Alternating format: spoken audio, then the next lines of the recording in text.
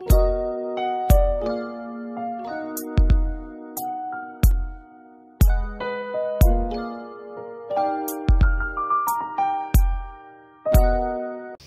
छात्रों, आज की 10वीं कक्षा की हिंदी तासिका में आप सभी का स्वागत है। आज हम अगला पाठ बूढ़ी काकी यह सीखने जा रहे हैं। यह एक पूरक पठन है। इस पाठ के कहानीकार हैं प्रेमचंद जी। कहानीकार प्रेमचंद जी का पूरा नाम मुंशी प्रेमचंद जी। उनका जन्म 31 जुलाई 1880 वाराणसी में लमही गांव में हुआ था और उनकी मृत्यु 1936 उत्तर प्रदेश वाराणसी में 8 अक्टूबर को हुई। प्रेमचंद जी अप्रतिम कहानीकार और उपन्यासकार हैं। इनका मूल नाम धनपत राय था। इन्होंने बचपन से ही अपना लेखन कार्य प्रारंभ किया। आधुनिक हिंदी गद्य साहित्य में कहानी के पितामह कहे जाते हैं। इनकी कहानियों उपन्यासों में शोषित किसान, मजदूर, स्त्रियों आदि की समस्याओं का चित्रण मिलता है। उनकी प्रमुख कृतियाँ सेवा सदन, प्रेमाश्रम, रंगभूमि, निर्मला, कर्मभूमि, गोदान, मंगलसूत्र यह उपन्यास हैं। करबला और प्रेम की वेदी, संग्राम यह नाटक हैं। इस तरह से इनके बहुत सारी रचनाएं हमें देखने को मिलती। यह इस पाठ के शब्दार्थ और मुहावरे। अब हम पाठ की शुरुआत करते हैं। यह एक प्रमुख कहानी है। इस कहानी में बूढ़ी काकी प्रमुख पात्र है। उसके पति और दोनों बेटों की मृत्यु हो गई है। उन्होंने अपनी सारी संपत्ति अपने भतीजे बुद्धिराम के नाम कर दी। संपत्ति लिखाते समय बुद्धिराम ने काकी की उचित देखभाल और भरण पोषण करने के बड़े बड़े वादे किए थे, लेकिन जैसे ही संपत्ति मिली वैसे ही उसमें परिवर्तन आ गया। वह और उनकी पत्नी रूपा काकी का ठीक से ख्याल नहीं रखते। काकी को पेट भर भोजन भी मिलना मुश्किल था। बुढ़ापा बहुधा बचपन का पुनरागमन हुआ करता है। बूढ़ी काकी में जिह्वा स्वाद के सिवा और कोई चेष्टा शेष न थी और न अपने कष्टों की और आकर्षित करने के लिए रोने के अतिरिक्त दूसरा कोई सहारा ही नहीं था। समस्त इंद्रियां, नेत्र, हाथ और पैर जवाब दे चुके थे। पृथ्वी पर पड़ी रहती और घर वाले कोई बात उसकी इच्छा के प्रतिकूल करते, भोजन का समय टल जाता या उसका परिमाण पूर्ण न होता अथवा बाजार से कोई वस्तु आती और न मिलती तो वे रोने लगती थी। उनका रोना सिसकना साधारण रोना न था। वे गला फाड़ फाड़ कर रोती थी। उनके पतिदेव को स्वर्ग सिधारे कालांतर हो चुका था। बेटे तरुण होकर चल बसे थे। अब एक भतीजे के सिवाय और कोई न था। उसी भतीजे के नाम उन्होंने अपनी सारी संपत्ति लिख दी। लिखाते समय भतीजे ने खूब लंबे चौड़े वादे किए, किंतु वे सब वादे केवल कुली डिपो के दलालों के दिखाए हुए सब्जबाग थे। यद्यपि उस संपत्ति की वार्षिक आय 150-200 रुपये से कम न थी, तथापि बूढ़ी काकी को पेट भर भोजन भी कठिनाई से मिलता था। इसमें उनके भतीजे पंडित बुद्धिराम का अपराध था अथवा उनकी अर्धांगिनी श्रीमती रूपा का, इसका निर्णय करना सहज नहीं। बुद्धिराम स्वभाव के सज्जन थे, किंतु उसी समय तक जबकि उनके कोष पर कोई आंच न आए। रूपा स्वभाव से तीव्र थी सही, पर ईश्वर से डरती थी। अतः बूढ़ी काकी को उसकी तीव्रता उतनी न खलती थी जितनी बुद्धिराम की भलमन साहत यानी शराफत। बुद्धिराम को कभी कभी अपने अत्याचार का खेद होता था। विचारते कि इसी संपत्ति के कारण मैं इस समय भला मानुष बना बैठा हूँ। लड़कों को बुढ़ों से स्वाभाविक विद्वेष होता ही है और फिर जब माता पिता का यह रंग देखते तो वे बूढ़ी काकी को और सताया करते। कोई चुटकी काट कर भागता, कोई उन पर पानी की कुल्ली कर देता। काकी चीख मार कर रोती। हाँ, काकी क्रोधातुर होकर बच्चों को गालियाँ देने लगती तो रूपा घटनास्थल पर आ पहुँचती। इस समय से काकी अपनी जिह्वा कृपाण का कदाचित ही प्रयोग करती थी। संपूर्ण परिवार में यदि काकी से किसी को अनुराग था तो वह बुद्धिराम की छोटी लड़की लाडली थी। लाडली अपने दोनों भाइयों के भय से अपने हिस्से की मिठाई चबैना बूढ़ी काकी के पास बैठकर खाया करती थी। यही उसका रक्षागार था। रात का समय था। बुद्धिराम के द्वार पर शहनाई बज रही थी और गांव के बच्चों का झुंड विस्मयपूर्ण नेत्रों से गाने का रसस्वाद कर रहा था। चारपाइयों पर मेहमान विश्राम कर रहे थे। दो एक अंग्रेजी पढ़े हुए नवयुवक इन व्यवहारों से उदासीन थे। वे इस गंवार मंडली में बोलना अथवा सम्मिलित होना अपनी प्रतिष्ठा के प्रतिकूल समझते थे। प्रतिकूल यानी विपरीत। आज बुद्धिराम के बड़े लड़के मुखराम का तिलक आया था। यह उसी का उत्सव था। घर के भीतर स्त्रियां गा रही थी और रूपा मेहमानों के लिए भोजन के प्रबंध में व्यस्त थी। भट्टियों पर कड़ाह चढ़ रहे थे। एक में पूड़ियाँ कचौड़ियाँ निकल रही थी, दूसरे में अन्य पकवान बन रहे थे। एक बड़े हंडे में मसालेदार तरकारी पक रही थी। घी और मसाले की क्षुधावर्धक सुगंध चारों ओर फैली हुई थी। बूढ़ी काकी अपनी कोठरी में शोकमय विचार की भांति बैठी हुई थी। यह स्वाद मिश्रित सुगंध उन्हें बेचैन कर रही थी। आह, कैसी सुगंध है! अब मुझे कौन पूछता है? जब रोटियों ही के लाले पड़े हैं तब ऐसे भाग्य कहाँ की भरपूर पुड़ियाँ मिले। यह विचार कर उन्हें रोना आया। कलेजे में हुक सी उठने लगी, परंतु रूपा के भय से उन्होंने फिर मौन धारण किया। फूल हम घर में भी सूंघ सकते हैं, किंतु वाटिका में कुछ और बात होती है।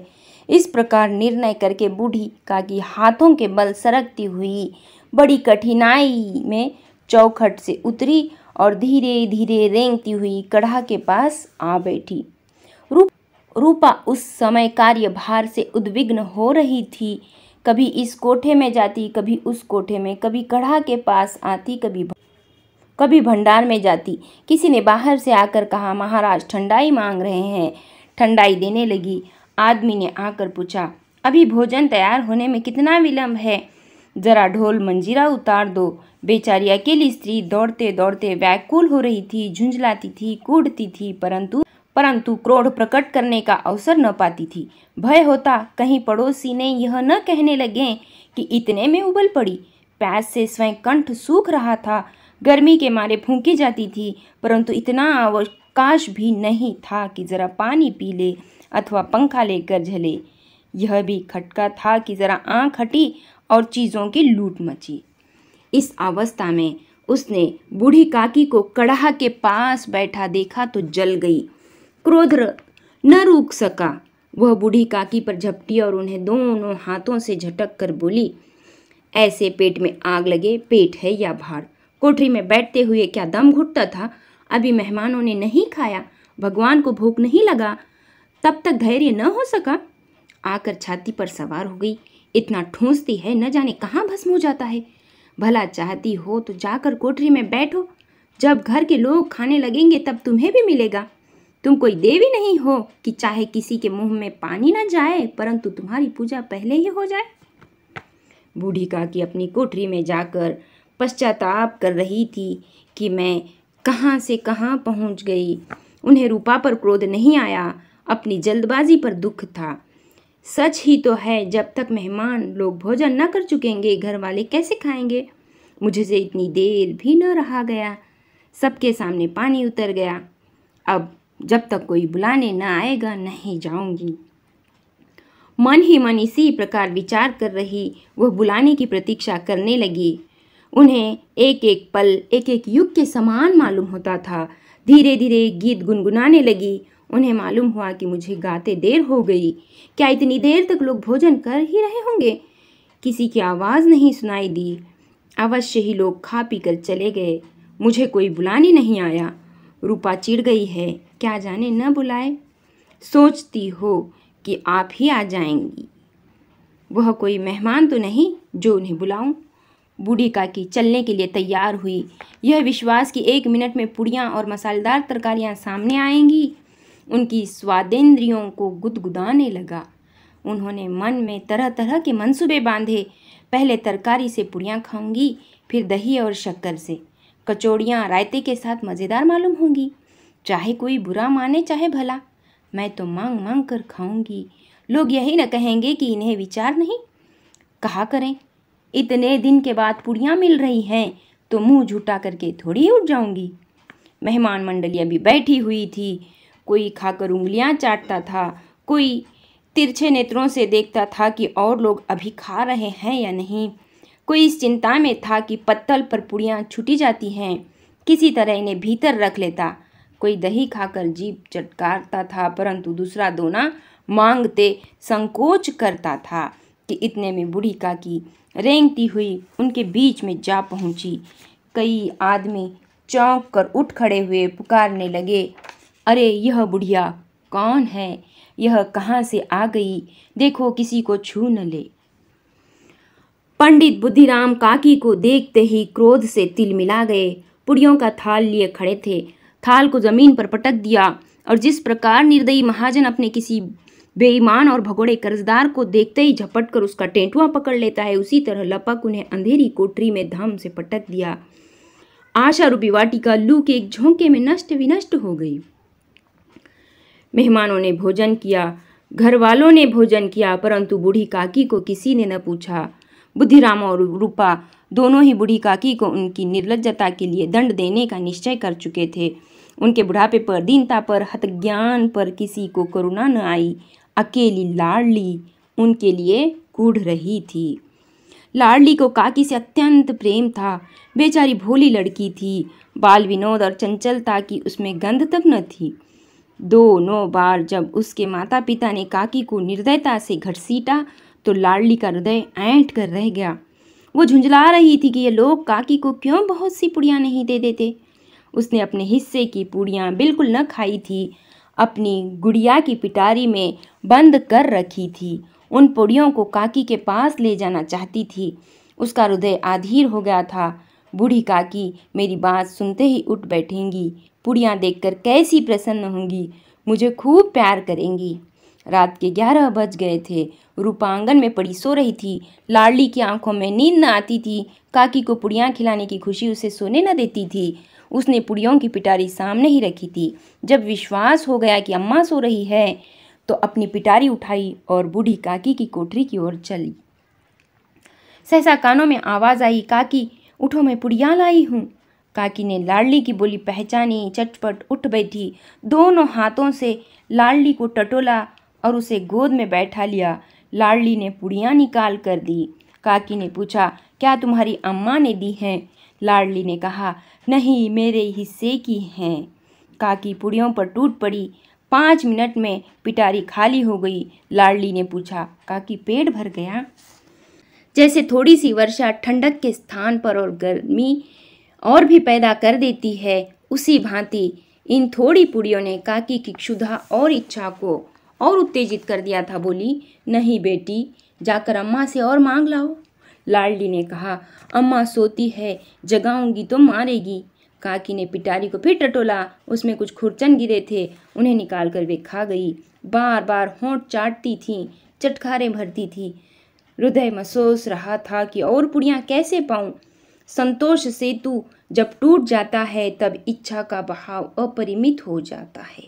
सेतु यानी पुल को कहा है। मतवालों को मद का स्मरण करना उन्हें मदांग बनाता है। काकी का अधीर मन इच्छा के प्रबल प्रवाह में बह गया। उचित और अनुचित का विचार जाता रहा। वे कुछ देर तक उस इच्छा को रोकती रहीं। सहसा लाडली से बोली, मेरा हाथ पकड़ पकड़ वहाँ ले चलो जहाँ मेहमानों ने बैठकर भोजन किया है।